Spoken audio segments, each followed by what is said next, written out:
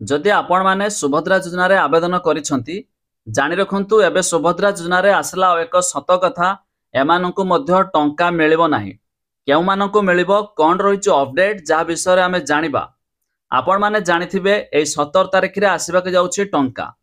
हेले एई मध्य रे बड़ सूचना डिटेल रे जानिबा शेष पर्यंत देखंतु। ता पूर्वरो वीडियो को लाइक करंतु, सब्सक्राइब करनथिले एबे सब्सक्राइब करी पाखर थिबा घंटी चिन्ह को दबाई दियंतु।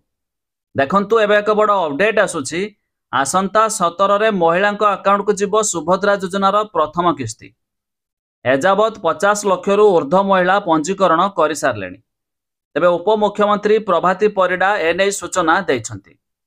15 सुधा आवेदन करिथिबा हिताधिकारी को 17 तारिख रे प्रथम किस्ती मिलिबो। रविवार राज्यव्यापी 10,000 राजस्व गाँव रे सुभद्रा पदयात्रा हेबो। तबे जानतु जेबेठारु सुभद्रा अप्लाई स्टार्ट हेछि एई 15 तारिख पर्यंत जो माने अप्लाई करि सारथिबे सेमानकु 17 तारिख रे टंका मिलिबो।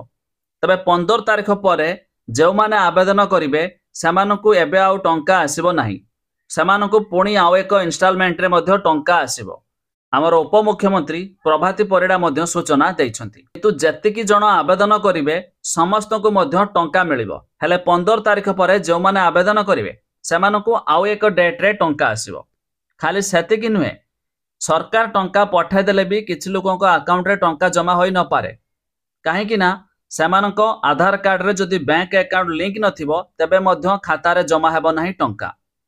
जो मानकर 3-4टा अकाउंट रहिछि सेमानकर आधार कार्ड रे केउ बैंक अकाउंट लिंक अछि ताहा जदि जानिया पई चाहुतबे तार वीडियो रो लिंक आमे डिस्क्रिप्शन रे देइछु। आपण से वीडियो देखि दियंतु, जानि परिबे कि आधार कार्ड सहित केउ बैंक अकाउंट लिंक अछि आपणकर ताहा मध्य चेक करके जानि परिबे।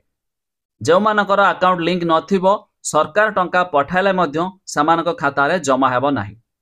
जो मानकर खाता लिंक थिबो सेमानक अकाउंट रे मध्य टंका जमा हेजिबो।